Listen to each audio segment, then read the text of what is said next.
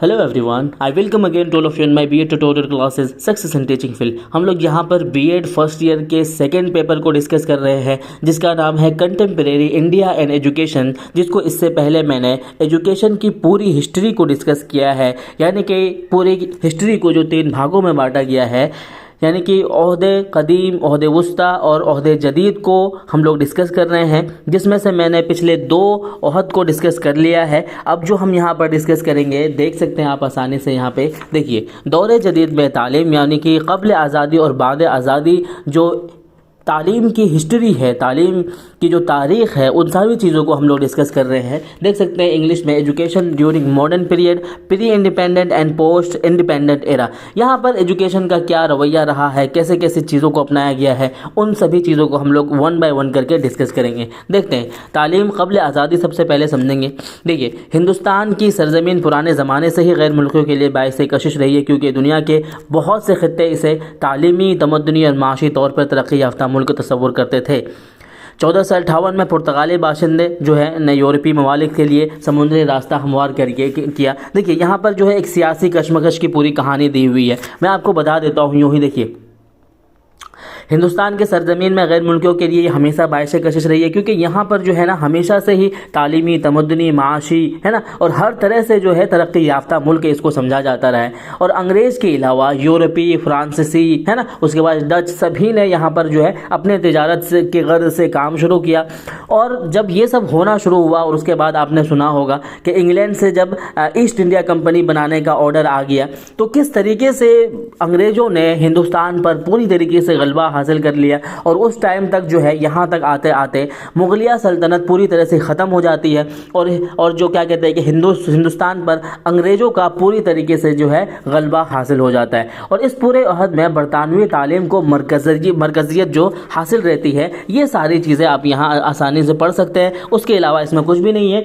जो बेस्ट चीज़ें हैं आगे देखते हैं उसमें क्या क्या चीज़ें बयान की गई है। देखिए, यहाँ से देखिए, यूरोपीय ममालिक के बाशिंदों का तालीमी मिशन, इसको याद रखिएगा। इनका जो यूरोपीय ममालिक के जो लोग थे, इनका जो तालीमी मिशन कायम करने का मकसद जो था, तालीम की तरवीज से ज़्यादा ईसाई मज़हब की तबलीग थी। यानी कि तालीम को बढ़ावा देने से ज़्यादा ईसाई मज़हब को जो फैलाना चाहते थे ये लोग, लिहाजा उनके ज़रिए मुंबई को चीन क्या कहते हैं कि चेतगांव, हुगली और दमन व दीव वगैरह में प्राइमरी तालीम के इदारे कायम हुए। किसके लिए? ईसाई मज़हब की तबलीग के लिए। ठीक है। 1575 में गोवा में पहला कॉलेज खोला गया। ये देखिए, ये याद रखिएगा, 1575 में गोवा में पहला कॉलेज खोला गया। और बांद्रा यानी कि मुंबई में 1577 में कॉलेज का क़याम हुआ। और 1613 में ईस्ट इंडिया कंपनी के क़याम के बाद बरतानवी तालीम के दौर का आगाज़ हो जाता है। देखिए, इसे बहुत अच्छे तरीके से याद रखेगा कि बरतानवी तालीम की जो शुरुआत है वो कब से कब तक शुरू हो जाती है, और कब जो है पहला कॉलेज खोला गया। ये सारी चीज़ें आप ध्यान रखेंगे। उसके बाद आता है आपका कि 1695 में एक चार्टर के ज़रिए ब्रिटिश हुकूमत ने ईस्ट इंडिया कंपनी को मिशनरी स्कूल कायम करने की इजाज़त दे दी। देखिए, चार्टर जो है एक तरीके का जो है कानूनी क्या कहते हैं कि रिसाला है, कानूनी, जिस पर जो है एजुकेशन के बारे में पूरी तरीके से लिखा जाए। तो यहाँ पर क्या होता है, ईस्ट इंडिया कंपनी जब 1613 में बनाई जाती है, तो ईस्ट इंडिया कंपनी जो है पूरी तरीके से ये जो चार्टर एक्ट है, इस एक्ट को ब्रिटिश हुकूमत ने ईस्ट इंडिया कंपनी को मिशनरी स्कूल कायम करने की इजाज़त दे देता है। मिशनरी स्कूल जहाँ पर जो है ईसाइयों के मजहब की तालीम दी जाए, ठीक है, कायम करने की इजाज़त दी। ईस्ट इंडिया कंपनी ने 1731 तक बंगाल, मुंबई, मद्रास वगैरह में सैकड़ों की तादाद में प्राइमरी स्कूल कायम कर लिए।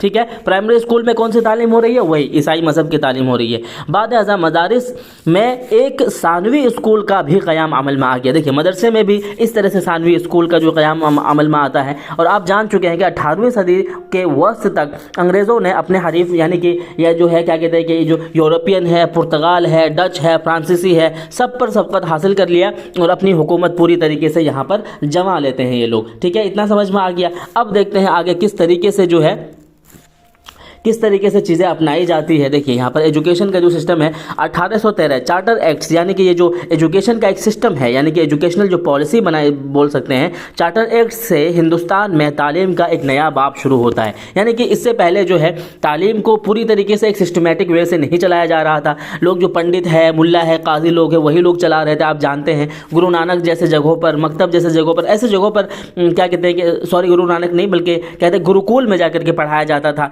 तो अब जो है सिस्टमेटिक वे में कब से चार्टर एक्ट के थ्रू से हिंदुस्तान में तालीम का एक नया बाब शुरू होता है। और ये कब तक चलता है?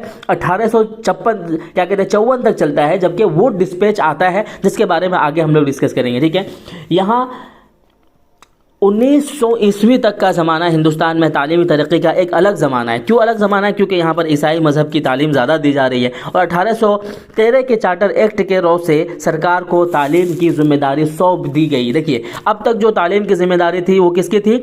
मजहबी जो रहनुमा होते थे उसकी जिम्मेदारी थी। अब जो चार्टर एक्ट क्या करता है? चार्टर एक्ट जो है ये जो तालीम की जो जिम्मेदारी है किसको सौंप देता है? सरकार को सौंप दिया जाता है। ठीक है, इतना समझ में आ गया। और उसके लिए 10,000 पाउंड्स मुख्तस किए गए। 10,000 को ये समझ ले कि 1 लाख तक जो है एजुकेशन में खर्चा होगा, ये चीज़ माना गया।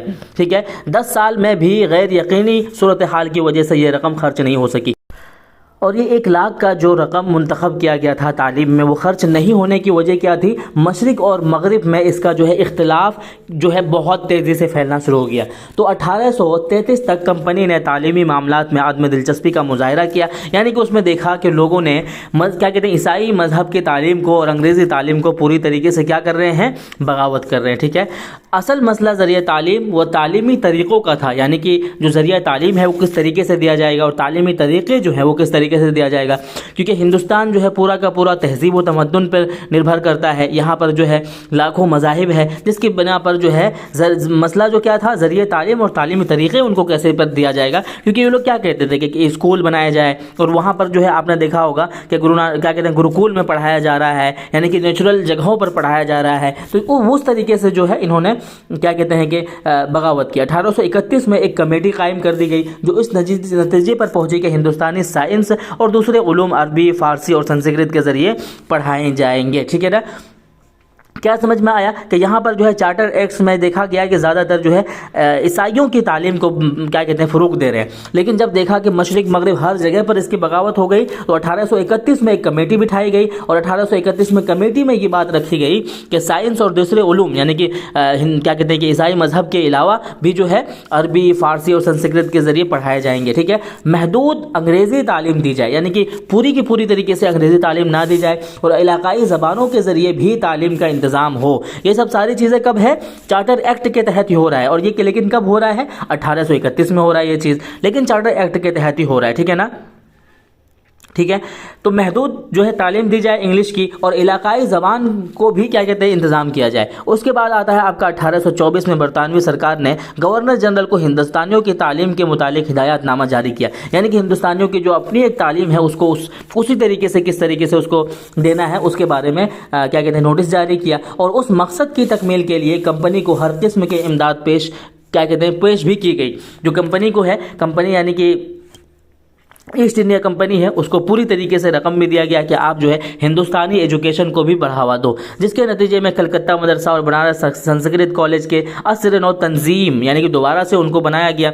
आगरा, दिल्ली, मुर्शिदाबाद और कलकत्ता में मशरक़ी उलूम के लिए यानी कि हिंदुस्तानी उलूम के लिए कॉलेजों का क़याम, कलकत्ता एजुकेशन प्रेस के क़याम और यूरोपीय ज़बानों के साइंसी व समाजी उलूम की किताबों के तर्जुमे की बात की गई। ठीक है, तो अब जो है पूरी तरीके से हर तरह के एजुकेशन की बात की गई। सिर्फ मज़हब जो है ईसाइयों की उस पर बात नहीं होती थी, सिर्फ इंग्लिश की बात नहीं होती थी, यानी कि हर तरह के एजुकेशन पर बात की गई। तो 1933 के चार्टर एक्ट पर गौर करने के बाद ईसाई मुबल्लिगों को सहूलत फराहम करने का फैसला किया गया, जिसके तहत 10 लाख रुपया सालाना और एक लॉ यानी कि कानूनी मेंबर की तकर्री को मंजूरी मिली। इस चार्टर की वजह से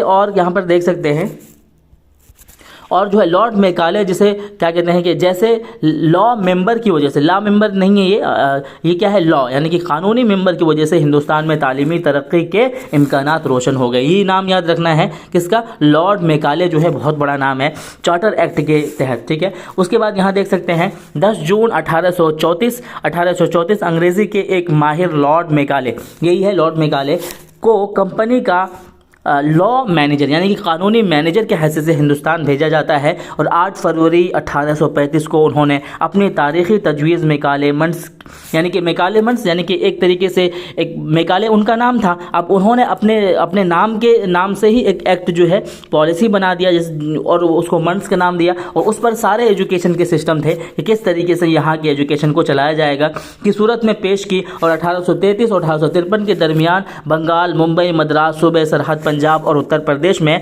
अंग्रेज़ी तालीम की तेज़ी से तरक्की हुई, ठीक है। और पेशे वराना तालीम मसलन तिब यानी कि डॉक्टरी, इंजीनियरिंग और क़ानून के तालीमी इदारे भी कायम हुए, जिसने वुड डिस्पैच की राह को हमवार कर दिया। ये भी वुड डिस्पैच क्या है, ये भी एक एजुकेशनल पॉलिसी है, एजुकेशनल क्या कहते हैं कि नियम है, कानून है जो बनाया गया है, जिसको हम बारी बारी करके डिस्कस करेंगे जाके, ताकि आपको बहुत आसानी से सारी चीज़ समझ